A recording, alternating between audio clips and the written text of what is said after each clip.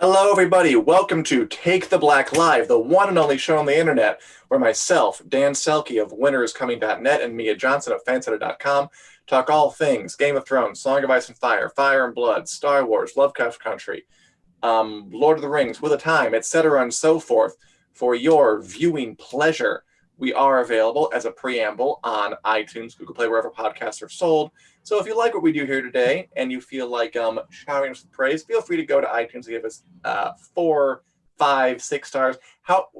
What's the max number of stars, Mia? Is it 5? I think it's 5. The sky's the limit. Let's say that. Yes, or as many you can. If you're a longtime viewer, I know some of you are, hey Julie, hello Samantha, hey Miss Acorsi, hey Liz, thanks for joining us, hey Diana. If you're wondering what's going on behind me, it's because usually I am in my room in my house. I am in my closet today because we are doing a little experiment to see if we can get a better sound quality. So that's why behind me is my dresser with my clothes in it. And we're going to see if this works. I'm on the floor in my closet. It's going to be fun. Hey, Chase. Hey, Kenny. And beyond that, I just get right into it. Because Mia, hey, Terry. As always, actually not as always, today there was some big news coming out about Game of Thrones, about the Game of Thrones spin-off show, House of the Dragon.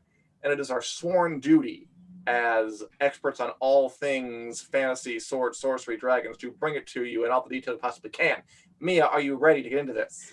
There's a lot. I think you know what? I've got my water. I've got my lunch. I can handle this. Let's go through it. You got your lunch? I ate. I'm all energetic. Let's do Gotcha. it. Okay. All right. So the big news today that came out just early today is that HBO has put out a casting call for a character from House of the Dragon. House of the Dragon being the prequel show that's going to cover the Dance of the Dragons, which is this big Targaryen civil war that we talked about in the show a couple of times. You know, things are ramping up. They're getting closer to the filming date. It makes sense they do more. And the casting call today, which may not be 100,000% real, but I'm just going to talk about it like it is. It comes from a place called, I think, like the Illuminati, I believe. But you know what? Yeah. It's real enough for me because Daemon Targaryen, even if this isn't real, he is a character who is crucial. And they're going to have to cast sooner or later. And we did reach out to HBO for comment. I love saying that. And I hope we hear back.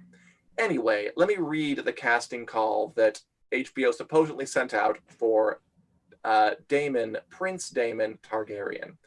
The younger brother to King Viserys, Daemon wasn't born with naked ambition for the throne, despite being in line for it.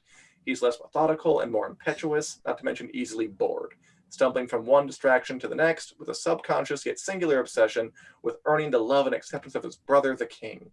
Most of Daemon's joy is found at the sword point, but even as the most experienced warrior of his time, he vacillates between vile and heroic, making him the true rogue of the series. So if you want to put it in kind of Game of Thrones terms, sort of like the Jaime Lannister of House of the Dragon a little bit. Yeah, sounds about right. And Terry, thank you. Not too squishy, I hope. Or Julie, I'm not gonna lie. It's kind of cramped, but I'm trying to get used to it, and we're gonna see how it goes together. Yeah, you're like Harry Potter under the stairs. I feel like Harry Potter under the stairs. Yes, I do. And you know what? If this is what he had it pretty sweet. I don't know why he's complaining so much. Daemon Targaryen is a juicy character, and again, he is crucial to this story. Even if this casting is fake, and I don't think it is, they're definitely casting him because he's one of the key turns. I think last time we discussed this, we talked about Rhaenyra Targaryen and Alicent Hightower, who are kind of the two women who are at the center of this fighting conflict. For power. So if with your permission, I can go over kind of Daemon Targaryen's role in this whole thing. And try to be not exorbitantly, boringly lengthy about it. I think yes, please. I think our audience would want to hear it. And I get a little bit smarter in the Game of Thrones role every time you tell me something. Let's go. Okay. So Daemon Targaryen, he is the younger brother of the king, of King Viserys I Targaryen. You know, like the description said, he's a bit of a hothead. He likes to fight. He likes the ladies. He likes to live on the wild side of life a bit more than his more methodical kind of chillax sensible brother. He does a lot of stuff in his life. He is the commander of the Gold Cloaks, like the City Watch. He kind of runs the police force. He's known to be pretty brutal about it. He makes connections with some of the kind of seedier folk in the city. He goes on to conquer a chain of islands off the coast of Westeros and just declare himself king of them. Just says, I'm king now. I'm king of this place. He makes enemies everywhere. Like the people who kind of live in those islands hate him. The Hand of the King hates him for being too powerful. He's married 3 times. First 2 wives die, childbirth, and 1 off a horse, I believe, until eventually, in grand Targaryen tradition, he marries his niece, Rhaenyra Targaryen. Yeah, I'm sorry. It's a Game of Thrones show. Incest is bad. It is going to be a part of it. He marries his niece, Rhaenyra Targaryen, who is, as I said last time, like maybe like the main character of this story. Like she's the one who is in line for the Iron Throne and really wants to fight for it against her cousin, her half cousin, Aegon II Targaryen, who is the son of her stepmother, Alicent Hightower. Just get used to it now. It's going to get worse. Yeah. And they're in that conflict. So obviously, when the war starts, he's on his wife's side. He is on his wife niece. He's on his wife niece's side, trying to fight to get her the Iron Throne. And he does it all. Like he takes Harrenhal. He like hires some folk. I'm not going to spoil too much to try and murder the king's son. And he's involved in a pretty epic battle above a famous lake in Westeros. Like he's on dragon, his nephew's on dragonback. They're fighting in the air. He like leaps from one dragon to the other and tries to like stab the guy with his Valyrian steel sword. It's a whole production. It's a whole thing. He's too much. He's everywhere. He doesn't stop. He is the king of drama. It follows him wherever he goes. He is a larger than life sort of wild child of a character. That description is interesting. It says that he wants to like get the love of his older brother, which is interesting because I don't really remember that from Fire and Blood, the book, that much. Easily bored, that's it. He loves sword point, that's it. I mean, this vacillates between vile and heroic. He's known for that. Like, this is going to be interesting because, as we said last time, and I think that you don't really like these, and I understand where you're coming from. Like, the problem with the Dance of the Dragon story is that it's a story where, like, no one's really coming out of it looking great. Like, it's kind of one of those everyone's an asshole stories. And Daemon will definitely do things that put him in that camp. He'll do some good things, too. Yeah. But, it's like all gray characters from the top down. You know what, though? I was like, yeah, that is kind of weird, but it reminds me very specifically of Breaking Bad. And I got pretty deep into Breaking Bad. And they have a really, really rich set of characters. Have you watched that? Yes. Oh, yeah. Breaking Bad's okay, great. Yeah. What resonated with me in Breaking Bad was that everyone seemed kind of like a hero, Walter White, Jesse. Well, you know, they're selling drugs, so maybe they're not the best people. But then you've got his wife, the wife's friend, her husband. Those all seem like nice people until you start digging in and seeing what they're doing, like having affairs, or I'm drawing a blank now, but digging into some really dirty stuff. So it's kind of like every single character on that show had their own vice or had that one thing that made them not a saint anymore, pretty much. So that's what this is kind of looking like. Maybe these people are a little bit worse than the Breaking Bad characters. I think so. They certainly I mean, like, when you're a royal, like your bad decisions tend to hurt more people just because it's like everyone's under you. I mean, like, it's the kind of story framing where it's you have all this power and no one's a good person, which is probably true to life, but it's kind of looking at the story as in not about like good people or bad people, but more about like people who are on different sides of conflicts and who are expressing their power differently. And like good and bad are sort of beside the point. It's a very postmodern way of thinking about morality. But it's definitely a way that Game of Thrones and Dance of the Dragons embraces more than, say, like Star Wars, where there's like, you know, you got your good guys, you got your bad guys. A Song of Ice and Fire is not like that. They're kind of more merged, and they always have been. And I mean, that's what the story is. So I just hope that the showrunners don't. I mean, I hope they don't try to make it like a good versus evil thing, because it's not. It's Dance of the Dragons is even less good versus evil than Game of Thrones was. Like, at least there you had the zombies who were unquestionably bad. Exactly. Like, here it's just all people fighting people. And I hope they can pull it off. As Julie says, I hope if they show that fight, it's visible, the dragon fight, which I do too. You know what? We never actually had like a clear dragon fight on Game of Thrones that like wasn't in the deep darkness that we could actually see really well. Ooh, that would be interesting. I hope they can pull up the budget. It sounds like a huge, big budget thing, which I mean, I've seen like the behind the scenes stuff with the green screen. You get all that. They could try to pull it off. It's just gonna, take. Oh, they'll have to. I mean, that fight is like season like 4 of this show. Yeah. It's pretty deep in, but yeah, it's pretty intense. Julie also says, I'm sure we'll find a hero. I don't know, Julie. People in this story, they got their issues, but I'm definitely curious to find out if they can do it. So it's exciting. House of the Dragon is casting up. I'm looking forward to that. They say that they're aiming to shoot for like next year. Again, it's always hard to be sure of anything now with COVID world, but that sounds about right to me. It does, yeah. Soon. Okay. So that is basically Daemon Targaryen. Anybody in the audience have any questions about Daemon Targaryen or House of the Dragon or Dance of the Dragons? Mia, do you have any questions about any of this stuff? Gosh, do I have any questions? So based off of this casting, what's kind of weird to say, like, do you think there'll be a protagonist or like one central? Do you think it's still going to be the two, the women? I mean, they'll be the center of it. Like, Daemon is a big one too. I would hope it would be more like Game of Thrones was for most of its run, where like Game of Thrones is one of the few series where I like for a lot of it, I honestly said like a lot of these characters, like it didn't really choose one protagonist. Yeah. Like towards the end, Jon Snow and Daenerys kind of like bubbled up, but for a while, like you could say Arya was the lead character, or Sansa, or Jon, or Tyrion, or Daenerys, or Jaime, or even Cersei. Like they all kind of had their thing. I like that about it a lot. And I mean, that's the kind of story that George R.R. Martin likes to write. So I hope it's more like that, where we don't really have a one hero kind of thing. We just have different people doing their thing. And like, I love the idea of sympathizing with two people who are on opposite sides of a conflict and really I wish we had more of that. And if this show is done well, that could be what we're in for. I just hope it's done well. That'll be interesting. It will.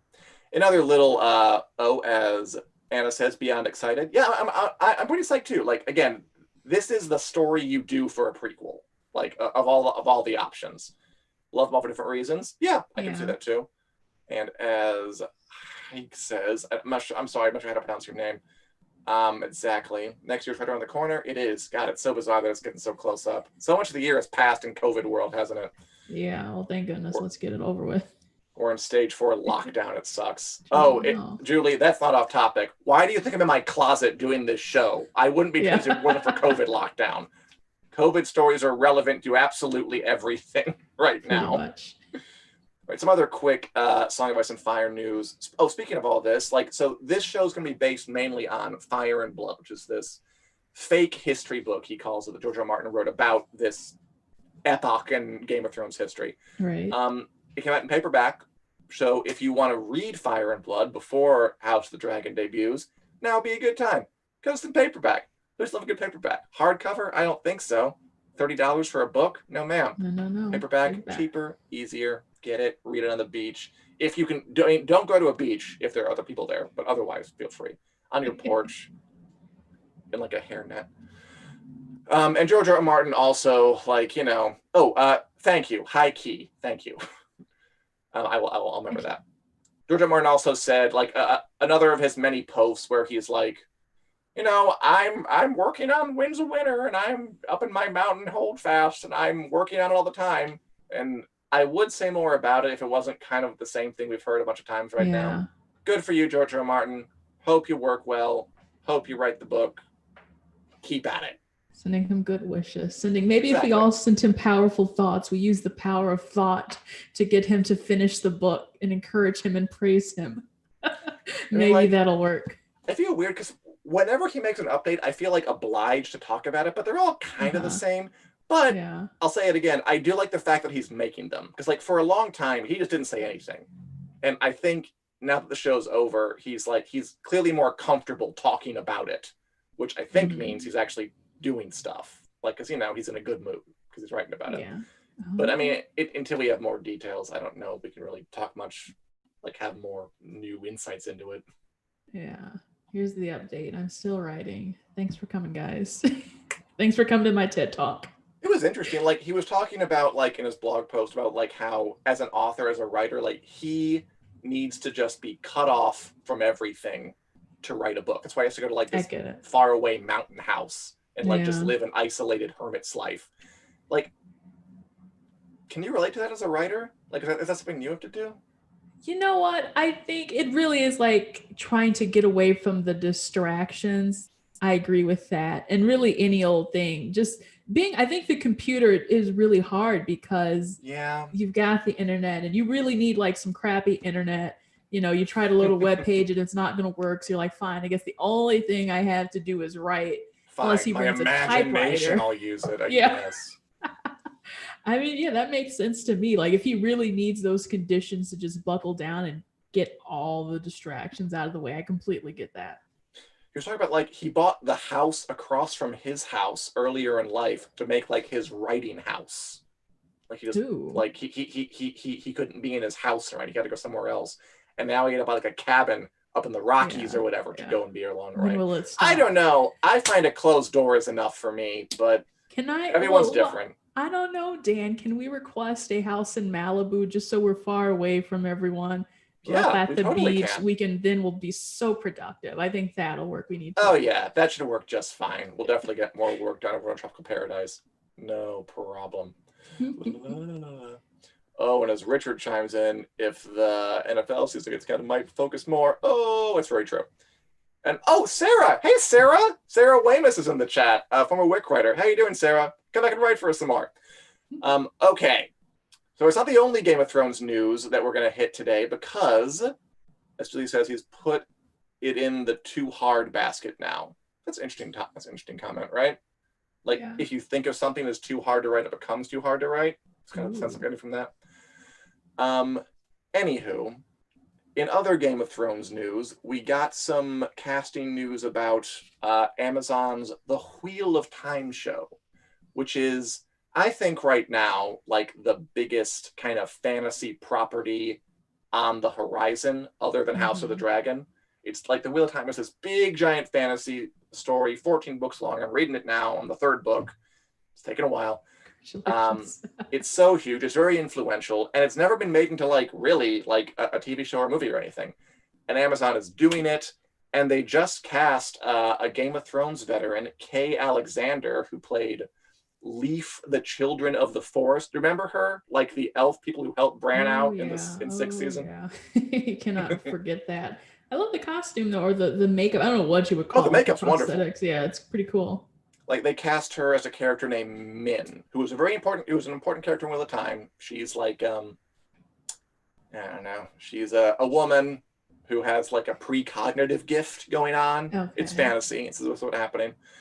I'm only 3 books in. I don't know what she's doing too much, but she's a good character and she's an important character. She's in there a lot. So good for Kay Alexander. Yeah. You can get out of all that makeup and just like act as a person. Yeah. Your Oscar chances go way up. That's true. They also cast a woman who was nominated for an Academy Award for Best Actress to play, or I'm sorry, Best Supporting Actress to play another role, the leader of the Aes Sedai. Which, I mean, they're clearly going for it, right? Yeah. They got Rosamund Pike as Moiraine. She's an Academy Award nominee.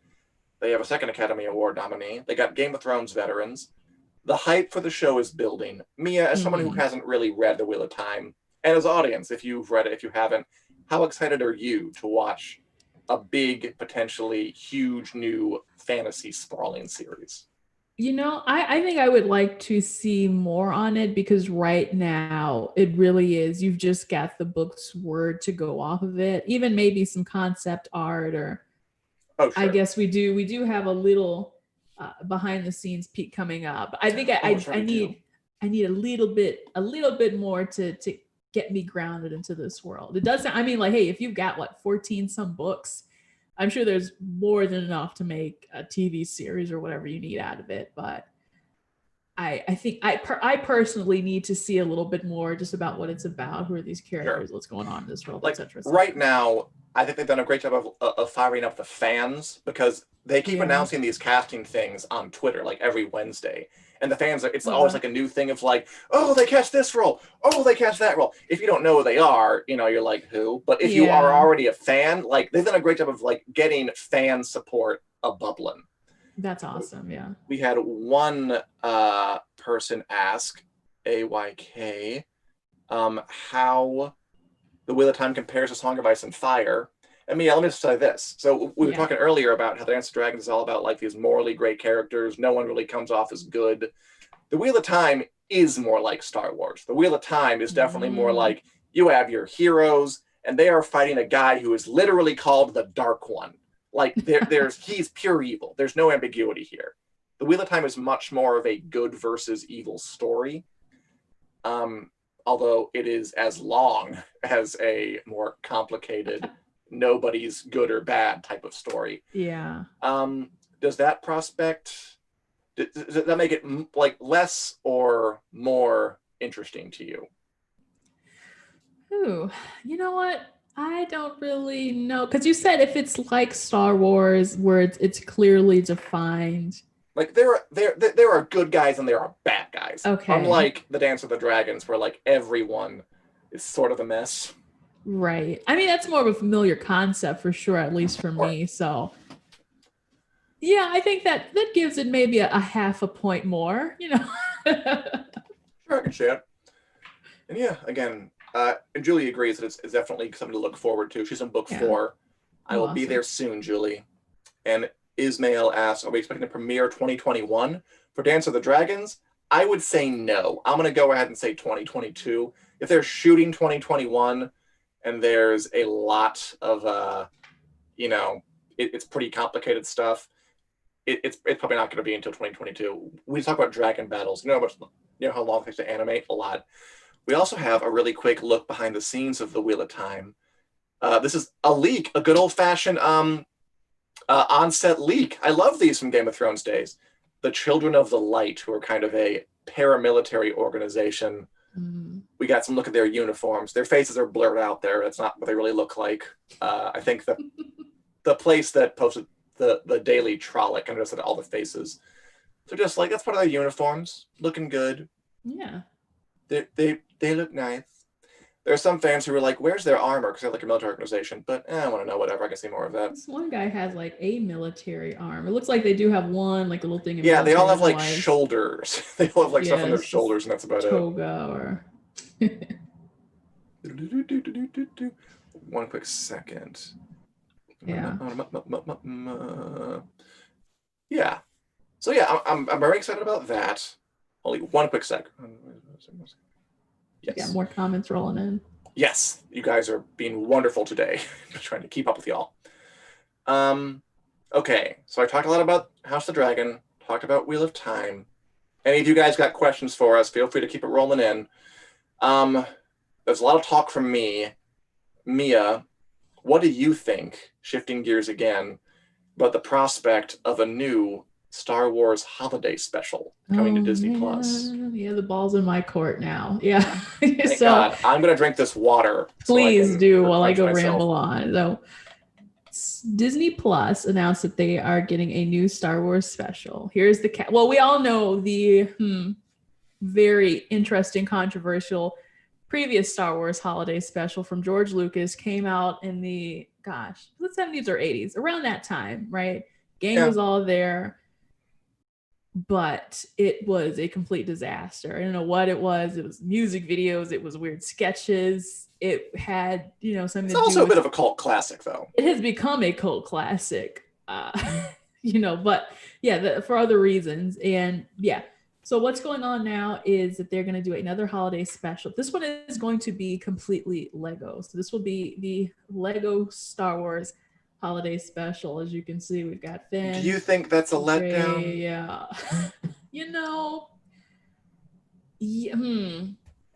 Yes. Because I kind of did when I heard it. No. Yeah, when I saw holiday specials, like, oh, that's really cool. And then they were like, but it's gonna be Lego. And interestingly enough, I actually do kind of like the brand that Lego puts forward. They have a really interesting sense of humor about them, to where it, like, I mean, Lego Movie was obviously really good. And playing the Lego Star Wars games, those were like the OG Star Wars video games, or Lego video games. Was really well done. There were no voices. You had to do it all through like comedy, like physical comedy and stuff like that. I'm getting ahead of myself, but yeah, holiday special with just Legos. I think you're just gonna have to take what you can get at this point. Sure. I mean, that's true too. I was thinking, like, I mean, it'd be nice to have everyone back for a live show, but I mean, obviously, it's much safer to do something like this. Yeah, to me, it seems a little too, maybe not a little too soon to do a holiday special. Maybe we do need some breathing time, or like some actual time to build up hype for it. I'm sure people would love it if they really, promote the mess out of it. But yeah, so it's revolving around this holiday. They call it Life Day. They don't really have Christmas or whatever that is. They did make fun of it, really, I believe, in the first episode of The Mandalorian, where they drop like a little Easter egg. It's like, oh, I got to go celebrate Life Day or something like that. I don't know. Jon Favreau loves the holiday special. Yeah. The guy who runs The Mandalorian, he said, like, I want to make another one. And he's like it happened. Like, kudos, I guess. Yeah, I think, and you know what? I feel like if they did, and maybe this is a personal opinion, I think they would have to keep it just as cheesy as the first one. Yeah, if you try to do a serious one, I'm turning it off. I never want to see it ever again. Yeah, I don't think that would really work. So I'll say my last thought. I don't know if this will be something where, all the adults will be watching. They'll probably just put it on for their kids, let it run in the background, let it loop maybe 5 couple of times, and that'll be that. It probably won't make a huge mark, but it's something to have. I think the voice actors, or like the actors to at least voice the characters from like their home studios, whatever. That'd be fun to get John Boyega and Daisy Ridley back in there or something. Adam Driver never, for some reason, I was thinking back to like the Battlefront game, the Disney ride that they have. For some reason, it's like he only wants to do the movies, and then he's like, that's where I draw the line. Come on, Adam Driver, you have time. I know you do. Just getting him to sign that. So, I mean, everyone has time now. We all know that. You're not fooling anybody. Like, what are you doing? So. Get in the booth. Yeah, I'll be interested to watch. It's like coming out in like what, November? Sometime, yeah. Yeah, I think it was November. Yeah. All right. And finally, Mia, what are we watching? I know that you, because you have a podcast called Lovecraft Country Chronicles. That's right. Yeah. Are watching the new HBO horror drama series Lovecraft Country, which had its series premiere. Remember the title? I don't. Sundown. The episode, yeah. This Sunday. I watched it. You watched it. Mia, what did you think of the series premiere of Lovecraft Country? Yeah, I can finally reveal a couple of spoilers that I've been hanging on to. This one was really exciting. It was thrilling. I was live tweeting it from our Fan-Sided Entertainment account. I got a viral tweet. A lot of people liked it and retweeted it. I posted something where it was like the 3 actors were all like bloodied and battered. And I said, the mood after surviving 2020. And it's got like, it got a lot of retweets. So I'm happy that some people enjoy my humor. There it is. It's always fun to take down 2020 because it deserves it. You know what? I'm gonna, just so everyone can see this tweet, I want as much publicity on it as possible. Okay. But no. It was exciting. People were really engaged with the show because there was a lot to set up in this episode, right? You've got Atticus, you're learning about his Uncle George, you're learning about Letitia. But they also went out and they had monsters in this first episode. There were these terrifying things with bug eyes everywhere and terrorizing and biting heads and all that. I don't want to give too much away if you haven't seen it yet, but they really made sure they drew you in and even left you on a cliffhanger as well, because he's trying to find his dad. He still hasn't found his dad. He comes to this mysterious house and it's like, what's going to happen next? Yeah, it started really, really fast. I was surprised how quickly it kind of got off the ground, Like, it like immediately, like you meet the characters, they go on a road trip, they have a couple of stops on the road trip, they mix together kind of the intense Jim Crow racial horror with the Lovecraftian terrifying monster horror. There are like, there's at least one car chase in this episode, which I thought was one of the better scenes, and then another car chase where they're being slowly kind of followed out of town by the sheriff. There are 2 car chases in this premiere, and then a giant monster attack. Like, they were not messing around. Like, they gave you a lot. I almost wish they would have slowed down a bit and like spent more time in like the first half, kind of like building up the characters a little bit. What do you think of that? Yeah. So yeah, that's interesting to me too, because what I want to say. I'm trying to figure out, compared to the book, how far they are going to progress, because they really shot through the first chapter of the book in that one episode, maybe this coming up in the second episode as well. So I think they might be trying to really progress into the book, and that's why they didn't spend as much time on that little arc, which in the book is a lot of time on that first chapter. So really, yeah, I was a little bit on the fence to see that maybe things weren't slowed down and as zoomed in as it could have been, but for real, there's so much ground to cover that you're going to see like each episode is going to be, another big bite to snack on. AYK says on YouTube, for real on YouTube too, did you not know that? But it reminds me a bit of GOT with how fast it kicked in. I mean, I thought GOT was a bit slower. Like, GOT ended with Bran being tossed out the window, which is like one of the best premiere endings I can ever remember, by the way. Like, I'm watching what happens next after that. Yeah. Like, this show definitely kicks in. I still could use a bit more build-up, but I definitely enjoyed it. Like, I think my favorite bits were the kind of intense, action-y set-piece sequences. They were just so well done and so tense and so fun. Yeah, I wasn't expecting that to kind of be my favorite aspect either. And I'll say, like, the horror stuff, I love the show, but I'm like, I only have so much tolerance for horror. So as much as I would love to award that as my favorite moments, I think you're right. I'm more of an action person, so the more action I see, it's high octane, all that stuff. That's what I like to see. As Julie says, I like it except for the silly monsters, which is an interesting topic. And sorry, Mia, silly monsters that I know don't really exist, do nothing for me personally. Even the White Walkers are my least favorite part of GOT. I mean, yeah, that's going to be probably tricky, because I mean, the whole conceit of the show is you're using monsters as like a metaphor or extension of the real problems, which, I mean, from the start, I did think was a little odd. Like, okay, I'm enjoying the show because, I mean, my thoughts are a little jumbled, clearly. Yeah. The monsters are the show. Like, it definitely, that is the part of the reason the show's going to be going on. I enjoyed them a lot. I do think there probably is a show that doesn't exist out there where you could just do a really intense drama set, like with these characters in this time, examining issues that doesn't involve flesh-eating monsters. But I mean, that's not the show. This show, like, is part, like, period drama and part, like, completely gonzo, off-the-wall, phantasmagoric monster fest. And I've been enjoying both, and I've almost been enjoying the phantasmagoric monster fest more. Ooh. Yeah, it's, like I'm saying, because I'm, like, really going deep into this. Right.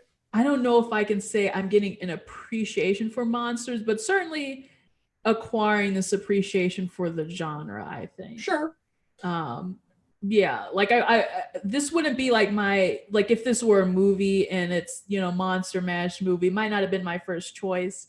But again, I think it is because you've got so many of these elements going on. I mean, just to also think, it's a predominantly Black cast. It's a, interesting story. They're playing with all these sorts of themes that are, you've seen with the works Jordan Peele is working on. So I think that's more the appeal to me. The monsters are a little bit secondary, but at least I hope for the people who like horror, it's something that is entertaining to them and pretty interesting. It gets a lot more interesting than, just this first episode. So there's a lot more in store as far as that.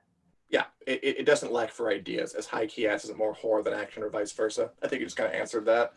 Yeah, it varies it up. It's definitely worth watching because it is. I love ambitious shows that try to do something interesting, and this one definitely has stuff on its mind. So I'm going to keep watching. And finally, Mia, you wanted to call attention to something new coming to Netflix. What was it? Yeah, it's called Enola Holmes. It's got some familiar faces too. So it stars Millie Bobby Brown. We know her as Eleven from Stranger Things. Over her shoulder, we've got Henry Cavill, Superman, Sam Claflin, who I only remember from The Hunger Games. That's what I remember from too. Yeah, and you know what? No, he was Emilia Clarke's paraplegic lover in Me Before You, that romantic comedy she did. Yeah, I think I wanted to watch that, and I never It wasn't did. bad. But so I am a huge Sherlock Holmes fan, and of course, in this, she's a Holmes sister. So this is all based off of a novel by this woman. I believe her name is Nancy. I can't Google it fast. Nancy. Not Nancy Drew, but not Nancy Pelosi. Nancy Thanks, Google. But it's all based off of a young adult novel where we've got a younger Holmes sister. In this, Henry Cavill plays Sherlock Holmes, and then Sam plays Mycroft Holmes, the older brother. So it's kind of interesting to see. I'm thinking like the Cursed on Netflix, right? Seeing these traditionally male stories, these male adventures that we've known for a really long time, now being taken from the point of view of a young woman. So yeah, she's a young sleuth. She's gonna solve the mystery of her mother's disappearance. And Netflix released like a little teaser trailer this week. They released some, photographs as well to kind of get you pumped for it. And it's coming out in September. So I'm really excited. I just wanted to get excited about that. Pretty cool. Yeah, I'd watch that. I kind of feel like this was a project that like the Netflix president just like picked up the phone and like, what Netflix stars we got? Henry Cavill, Witcher, great. What about Brown, Stranger Things, great. Let's get him on a call together, put him on a show, which I'm fine with, as long as it's good. Yeah, I'd watch that. Yeah. We all need content, especially in the quarantine times. I want to give credit where credit's due to the author. So the books are from Nancy Springer. Okay, Nancy Springer. So yeah, there's, I believe, like maybe 6 books total in this series. So there's plenty to read if young adult novels are your thing. Well, that's cool. So it could be a series, maybe. Yeah. So it looks like this one is adapting the first book, and Millie Bobby Brown, I'm sure they might want to do a couple more. Yes, if they can match her fee. Yeah. Heike and Lisa both seem into it as well, so good on that. Mm-hmm. Mia, audience, any other thoughts about anything? What are y'all watching? What are y'all looking forward to? Thoughts about House of the Dragon, about Wheel of Time, about Star Wars, Christmas, anything at all before we sign off for the week? Well, I'll ramble on just in case some more comments come through. I watched Project Power yesterday as well on Netflix. That was not too bad. I think I kind of liked it a bit more than Old Guard. This one had, to me, a lot more interesting action to it. It's that thing where it's Jamie Foxx, and he's kind of like this guy who finds out if there's a pill where if you take it, you can get superpowers for 5 minutes. You'd never know what superpower you're going to get when you take it, or you might die if you take it and explode. And Joseph Gordon-Levitt I love Joseph Gordon-Levitt so much. So everyone does. Yeah. I think I was happy to see him in there too. So it was pretty interesting. Not your typical superhero Marvel DC fare, a little more street level. So like Defenders, kind of like Defenders, but with more flashiness and more things going on. I like how so many things right now are like taking, it's a superhero story, but this. Like the Umbrella Academy is superhero story, but they're all dysfunctional and they're kind of a mess. And like the Old Guard is superhero story, but it's kind of like they're also immortals. This is another little twist. Like there are so many variations on superheroes out there right now, which does show that, I mean, like, it's easy to think that with so many movies from Marvel and DC, the market's flooded, but really there's like a lot of variety in this area that it doesn't even seem like we're close to finding it all yet. Well, I need to go around. Before we go, Heike did ask if we'd seen The Alienist. I have not, Mia. No, seen The Alienist. I have not either. One for the list. Lisa loved Cursed. And Julie is into Singapore Grip and Beecham House. I will look both those up. I have not heard of those, but I will soon. Yeah. All right. Good show. This is fun. Thanks for watching, everybody. Mia, thanks for chatting with me. And we will be back next week for more Game of Thrones news, more fantasy and sci-fi talk. And I think the Wit Club this month, we're going to give away the A Song of Ice and Fire calendar of 2021. Mm. So if you haven't become a part of that yet, this might be a good time to check it out. And I'm going to talk slower so I can get a link and slowly write it Share it out in to everyone here if you're interested. Okay. All right. Thanks, everybody. We'll see you next Wednesday, 4 p.m. Central Standard Time, right here on the Winter Screen Facebook page. Goodbye. Have a delightful weekend.